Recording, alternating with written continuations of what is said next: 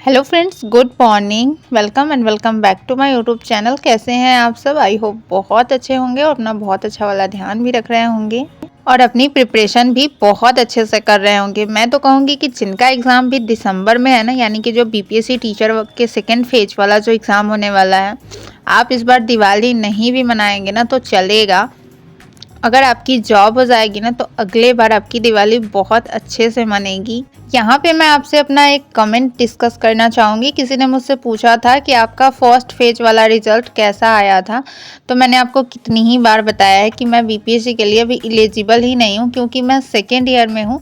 22-24 मेरा बीएड का सेशन है और 24 का सेकेंड ईयर का एग्ज़ाम अभी नहीं हुआ है, तो इसलिए मैं एलिजिबल ही नहीं थी, तो मैंने नहीं दिया था। हाँ, मैं सीटेट क्लियर कर चुकी हूँ, फर्स्ट अटेम्प्ट में ही मैंने कर लिया था और ये एग्ज़ाम भी मैंने 2022 के दिसंबर में ही दिया हुआ था और मेरा दोनों ही पेपर क्लियर हो गया था। अभी मैंने बिहार एसएससी का फॉर्म डाला हुआ है और साथ में दरोगा का भी फॉर्म डाला हुआ है, तो उसी के लिए मैं पढ़ती हूँ। दरोगा के लिए तो मैं पढ़ रही थी, लेकिन बिहार एसएससी का फॉर्म पहले आ गया था तो मैंने उसको भी फिल कर लिया था। एंड उसके बाद जब दरोगा का फॉर्म आया तो मैंने उसको भी फिल कर लिया था। बट मैं सच बताऊँ तो दरोगा की तरफ मेरा रुझान बहुत ज़्यादा है, लेकिन मेरी पढ़ाई उस तरीके से नहीं हो पा रही है जितनी कि दरोगा के लिए होनी चाहिए। और बिहार एसएससी का फॉर्म मैंने डाला हुआ है, लेकिन ना उतना मेरा बिहार एसएससी के तरफ झुकाव नहीं है। तो अगर आपको मौका मिला है ना तो ये मौका बिल्कुल भी नहीं गंवाना है, क्योंकि हमें इस वाले में मौका नहीं मिल रहा है। तो सच बताए तो बहुत ज़्यादा दुख हो रहा है, बहुत ही ज़्यादा।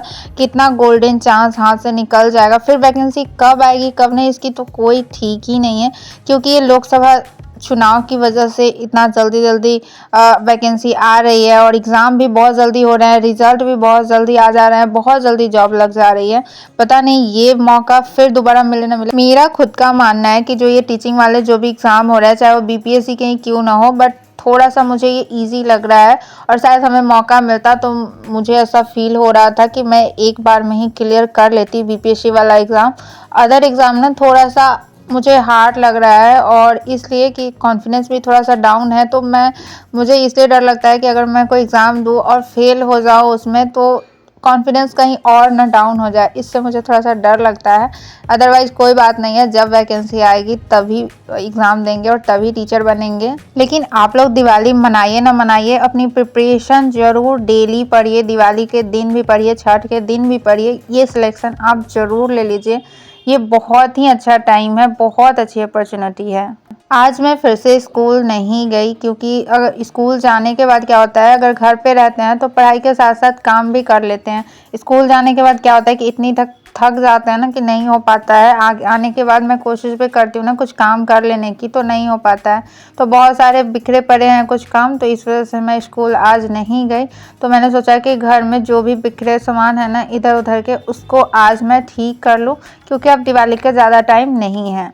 तो सुबह बच्चों को स्कूल भेजने के बाद ना मैंने आज सोचा है कि आज मैं अपना अलमीरा अरेंज करूँगी, जो कि बहुत ही ज़्यादा गंदा हो गया हुआ है, क्योंकि मैं बहुत कम अलमीरा अरेंज करती हूँ, वैसे ही पड़ा रहता है। और सच बताऊँ तो दिवाली ही करती हूँ, ऐसे उसमें मैं डेली पहनने वाले कपड़े रखती नहीं हूँ अलमीरा में। तो ज़्यादातर कपड़े नए कपड़े ही रहते हैं उसमें, जो कि कभी कभी भी पहनना होता है। तो इस वजह से अलमीरा को ज़्यादा अरेंज करने की ज़रूरत मुझे नहीं पड़ती है। आज मैं आपको अपनी साड़ियाँ दिखाऊंगी, बहुत सारी साड़ियाँ दिखाऊंगी। और सच बताऊँ ना तो मेरे पास बहुत ज़्यादा साड़ी है, और जब अलमीरा खोलो ना तो बहुत सारी चीज़ें मिलती है। यहाँ पे ये एल्बम है और इस एल्बम में जो फ़ोटो है वो मेरे शादी की नहीं है, मेरे हस्बैंड के जनेऊ की फ़ोटो है। मेरे शादी की ना एल्बम मैंने जब दी हुई थी बनाने के लिए, तो उन्होंने पता नहीं क्या किया, मतलब फ़ोटो ही शायद गुम कर दिया, एल्बम मुझे दिया ही नहीं बना के। तो इसलिए मेरे शादी की एल्बम नहीं है मेरे पास।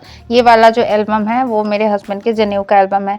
यहाँ पे एक सूखा फूल मिला मुझे, जो कि मेरे हस्बैंड ने मुझे इस बार वैलेंटाइंस डे पे दिया था। उसको मैंने अलमीरा में डाल दिया था और मैं भूल गई थी, तो अभी मुझे मिला तो उसको मैंने फिर से डाल दिया कि अच्छा लगता है, देखने में पता चलता है कि हाँ कभी कुछ मिला हुआ है। यहाँ पे जो ये साड़ियाँ मैं रखती हूँ ना, मुझे बहुत अच्छा लगता है। अलमीरा जब खोलो और उसमें ऐसे साड़ियाँ टंगी दिखे ना तो बहुत अच्छा लगता है। लेकिन जो ये साड़ियाँ हैं वो मैं कहीं पहन के जाती हूँ, वो साड़ी है। ये जो अभी साड़ी मैं हैंग करके रखती हूँ जो भी, तो ये लाइट वेट साड़ी है। बाकी जो भी हेवी वर्क वाले साड़ी है उसको मैं हैंग करके नहीं रखती हूँ, उसको मैं सीधे पन्नी में डालती हूँ। और शादी के जितनी भी साड़ियाँ हैं ना वो बहुत हेवी वर्क साड़ियाँ हैं, और आपने मुझे ना बहुत कम ही साड़ी पहने हुए देखा होगा। ये वाली जो साड़ी है वो मेरे शादी में मेरे हस्बैंड ने चढ़ाया हुआ था, यानी कि ये शादी वाली साड़ी है। इसको मैंने बनारसी जिसको बोलते हैं, इसको मैंने सिर्फ एक बार पहना है। और ऐसे ना बहुत सारी साड़ियाँ हैं जिसको मैंने सिर्फ एक बार ही पहन के रखा हुआ है। ये वाली जो साड़ी है वो मेरे हल्दी की साड़ी है, पीले कलर की, और हल्दी में तो पीला कलर का ही साड़ी होता है, तो ये भी बहुत अच्छी साड़ी है। लेकिन ना मुझे पहनने में ना थोड़ा ये लगता रहता है कि अगर मैं पहन लूँगी ना तो फिर से गंदा हो जाएगा और पुराना हो जाएगा। यहाँ पे जो मैंने साड़ी निकाला था ये मेरे इसी बार एनिवर्सरी की साड़ी है। ये वाली साड़ी मेरे फर्स्ट एनिवर्सरी की साड़ी है। और ये सब ना बहुत हेवी है, ख़रीदने टाइम मुझे बिल्कुल भी दिमाग नहीं आया कि इतना हैवी साड़ी ले लूँगी तो मतलब कितना कम टाइम ही पहन पाऊँगी। ये वाली साड़ी भी शादी की ही है, और ये सारी साड़ियाँ बहुत हेवी है, इसलिए मैं इसको हैंग करके नहीं रखती हूँ, ऐसे करके रखती हूँ, क्योंकि इसके वर्क भी अगर बाहर रखो तो ख़राब हो जाएंगे। वैसे जब मेरी शादी हुई थी ना तो मैं डेली साड़ी ही पहनती थी, कहीं जाती थी तो भी साड़ी पहनती थी और घर में भी साड़ी पहनती थी। लेकिन जैसे ही मुझे थोड़ा सा छूट मिल गया ना घर से कि नहीं मैं कुछ और भी पहन सकती हूँ, जो मैंने साड़ी पहनना छोड़ा। और जब मैं पहनती थी ना तो मेरा हैबिट हो गया था, मैं साड़ी पहन के ना सारे काम भी कर लेती थी। लेकिन जब मैंने छोड़ दिया ना तो अब तो बिल्कुल भी नहीं हो पाता है साड़ी पहन के मैं कोई काम कर लूँ। यहाँ पे जो साड़ी है ये मेरे सिल्क की साड़ी है, और ये बहुत अच्छी है। सिल्क की साड़ी तो वैसे भी बहुत लाइट वेट होती है, पहनने में भी बहुत अच्छा लगता है। यहाँ पे मेरे अलमीरा का लॉक ख़राब हो गया था तो उसको मैंने खोल के इसको बनाया, और बहुत दिनों से ख़राब था। मैं सोच रही थी कैसे बनेगा, लेकिन आज मैंने ट्राई किया तो ये खुल जाता है, और अंदर से इसका नट ना ढीला हो गया था, जिसकी वजह से अगर ये लॉक हो जाता था तो जल्दी खुलता नहीं था, और खुलता था तो ये जल्दी बंद नहीं होता था। यहाँ पे मैंने अलमीरा सेट कर दिया है, और इतने दिनों बाद मैंने अलमीरा की सफाई की, लगभग 1 साल बाद। और उसके बाद मुझे ना अलमीरा को थोड़ा सा इधर घसकाना था, लेकिन जब मैंने सारे सामान निकाले उस टाइम मुझे ध्यान नहीं आया। जब मैंने फिर सारे सामान डाल दिए ना तब मुझे ध्यान आया, और उसके बाद ये इतना भारी हो गया ना कि थोड़ा हिल भी नहीं रहा था। और ये जो है ये मेरे शादी का, इसको पता नहीं अभिनंदन पत्र बोलते हैं। हाँ, यहाँ पे अलमीरा को ना घसकाना इसलिए ज़रूरी था क्योंकि पर्दा मुझे लगाना था, और अलमीरा ना बहुत ज़्यादा उधर है तो पर्दा उधर लगाने में थोड़ी सी प्रॉब्लम होती। बट अभी मैं लगा देती हूँ, जब हस्बैंड आएंगे तब दोनों आदमी ना मिल के इसको ठीक करेंगे, अकेले नहीं हो पा रहा है। तो पर्दा लगाने के बाद एक ना जब सर्दी आती है तब और जब गर्मी आती है तब एक बहुत बड़ा काम रहता है कि जब सर्दी आए तो सारे गर्म कपड़े निकालो, और जब गर्मी आए तो सारे गर्म कपड़े को अंदर डालो। ये एक बहुत बड़ा काम रहता है। तो यहाँ पे जितने भी हाफ कपड़े हैं ना सभी के फोल्ड कर करके अलग कर रही हूँ कि अभी इसको रखना है, और फिर सर्दी के सारे कपड़े गर्म कपड़े निकालने हैं। और इतना सारा काम करते करते ना कब 12:30 हो गया मुझे पता भी नहीं चला, और वाशु भी आ गया। तो अब मैंने काम छोड़ दिया था, और वाशु को फ्रेश वगैरह करने के बाद उसको मैंने खाना दे दिया, और मैं सोची कि मैं थोड़ा पढ़ाई कर लेती हूँ क्योंकि टाइम लगभग 1 बज गए हैं। तो जो रात में मैंने पर्दा बनाया था तो मशीन मेरा यहीं पे छूट गया था, यहीं पे रखा हुआ था, मैंने इसको अंदर नहीं डाला हुआ था। तो अभी मैंने इसको अंदर डाल दिया है, और अब बैठते हैं पढ़ने के लिए। यहाँ पे खिड़की खोल लेते हैं, और यहाँ पे मैंने बेड भी लगा लिया है कि अब ना यहीं बैठ के पढ़ाई करूँगी। बहुत अच्छा लगता है बाहर में बैठ के पढ़ना। वैसे अंदर बैठ के पढ़ती हूँ ना मुझे कुछ भी पता नहीं चलता है कि कब दिन है कब रात है, कुछ भी मेरे को पता नहीं चलता है। इसलिए अगर यहाँ पे बैठेंगे ना तो दिन रात को पता चलेगा। यहाँ पे वाशु को ना सर वॉवेल्स पढ़ा रहे हैं, तो मैं उसको रिवाइज करवा दे रही थी। जब मैंने उसका कॉपी देखा तो उसको मैं एक बार और पढ़ा दे रही थी। बैठने के बाद मैंने पेपर देखा तो यहाँ पे मैं सुडोकू को सॉल्व करने लग गई। और एक चीज़ मैं आपको शेयर करना चाहूँगी, जब मैं 11th-12th में थी तो मेरा ना ट्यूशन हुआ करता था, कोचिंग हुआ करता था सुबह 7 बजे से लेकर 12 बजे तक।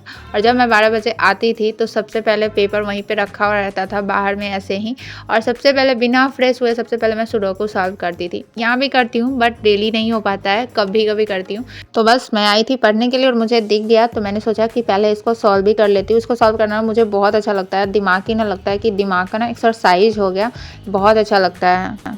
टाइम लगभग 1:15 हो गए हैं, और यहाँ पे मैंने अपना टाइमर ऑन कर दिया है, और मैं अभी बैठ गई हूँ लेसन प्लान लिखने के लिए।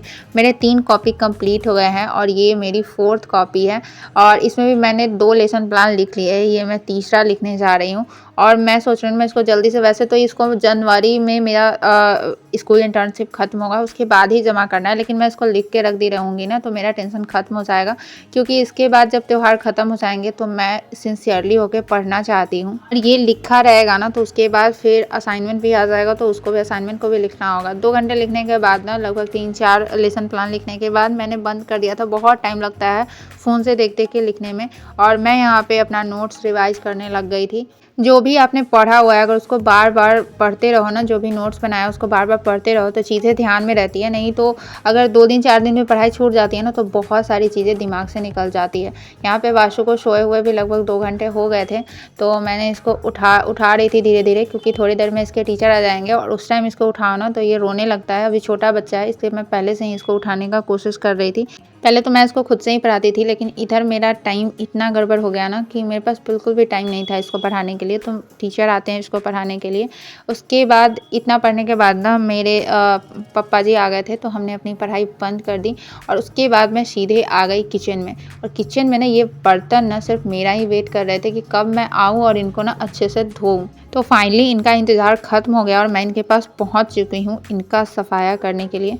तो ये बर्तन तो ये धुल ही जाएंगे, बट इतने बर्तन हो जाते हैं ना, सुबह में इतने सारे बर्तन साफ़ करो, फिर शाम में उतने ही बर्तन जमा हो जाते हैं। इसलिए दिमाग में आता है ना कि जॉब करूँगी ना तो सबसे पहले ना बर्तन साफ़ करने वाली मशीन खरीद लूँगी कि बर्तन साफ़ हो जाएंगे हमारे। उसके बाद मैं बैठ गई कपड़ा प्रेस करने के लिए। बहुत ही ज़्यादा कपड़ा हो गया था प्रेस करने वाला, क्योंकि अभी इधर ना जितने कपड़े की ज़रूरत हो रही थी ना उतने ही कपड़े मैं प्रेस कर रही थी, और सारा कपड़ा मैं प्रेस नहीं कर रही थी। तो बच्चों के भी बहुत सारे कपड़े हो गए थे और हस्बैंड के भी बहुत ज़्यादा कपड़ा था, तो मैंने आज सोचा है कि आज तो सारे कपड़े को प्रेस कर ही दूँगी। और आपको तो पता ही है कि त्योहार के टाइम में कितना ज़्यादा काम हो जाता है, इतना ज़्यादा काम हो जाता है, लगता है कि ये काम कभी ख़त्म ही नहीं होंगे।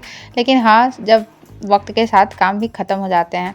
उसके बाद रात में हम लोग ना खाना पीना खाने के साथ, आज मेरा भाई भी आया हुआ था तब, तो आज ना हम तीनों भाई बहन बैठ के बहुत दिन बाद कैरम बोर्ड खेले।